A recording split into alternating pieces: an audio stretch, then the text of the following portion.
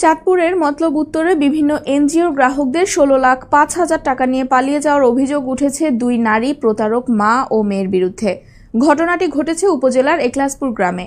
৫ ব্যক্তির BRAC, Uddipan, Prism Bangladesh foundation, Disha, society for social সহ বিভিন্ন এনজিওর সঞ্চয় ও ঋণের ২৩টি পাসবই দিয়ে এই ৫ ব্যক্তির মাধ্যমে বিভিন্ন কৌশলে ১৩,৭৫,০০০ টাকা উত্তোলন করিয়ে মা মেয়ে হাতিয়ে নেয় এই টাকা এবং নগদ ১,৫০,০০০ টাকা সহ মোট ১৬,৫,০০০ টাকা নিয়ে উধাও হয়ে যায় বলে ভুক্তভোগীরা স্থানীয় সাংবাদিকদের জানান।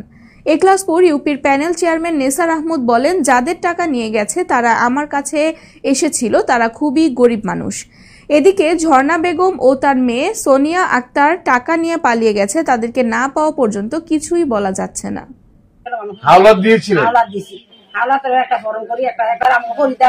এলাকার চেয়ারম্যান জানিয়েছেন,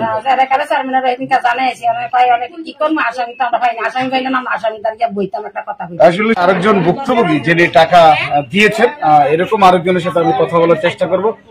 আমি আপনার কাছ থেকে জানতে চাই, আপনি কত বইয়ে ১,২০,০০০ দিয়েছিলেন? সর্বমোট আমার ক্যাশ হ্যান্ড ক্যাশ ৮০ দিছে, যে এই কথা কয়ে নিছে যে তুমি যদি আমার এই টাকাটা দাও আমি একটা বড় লোন করবো, বড় লোন কইরা তারপরে আমি এই ইয়া করবো, তোমার 2টা বই ভাঙ্গা দিব আর তোমার এই ৮০,০০০ টাকা দিয়ে দিব।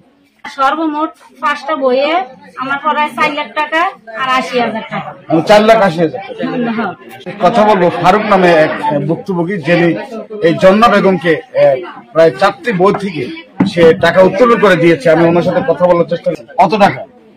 2.5 লাখ টাকা, 4টে বই 2.5 লাখ টাকা। কি বলে নিছে আপনার কাছে? আমারা বলছে যে প্রথম বলছে যে আমার ফলায় বিদেশ গেছে, একটু অ্যাক্সিডেন্ট হয়েছে, আমার একটু উপকার কর, তোরা বাড়ির মানুষ, আমরা তো দিন মজুরি কাম করে 300 টাকা 300 টাকা আমার সংসারও চলে না। সে মনে করে আমার এই টাকাগুলা আত্মসাৎ করে আমার থেকে নিছে, নিয়ে এখন সে পলাইছে। এখানকার যারা টাকা উত্তোলন করে দিচ্ছে আসলে তাদের ফ্যামিলিগত ভাবে তারা অনেকেই একেবারে নিঃস্ব হওয়ার পথে তারা দাঁড়িয়েছে। তবে এই টাকা যদি উদ্ধার করা না যায় তাহলে তারা নিঃস্ব হয়ে যাবে বলেই এমনটাই আমাদেরকে জানিয়েছে।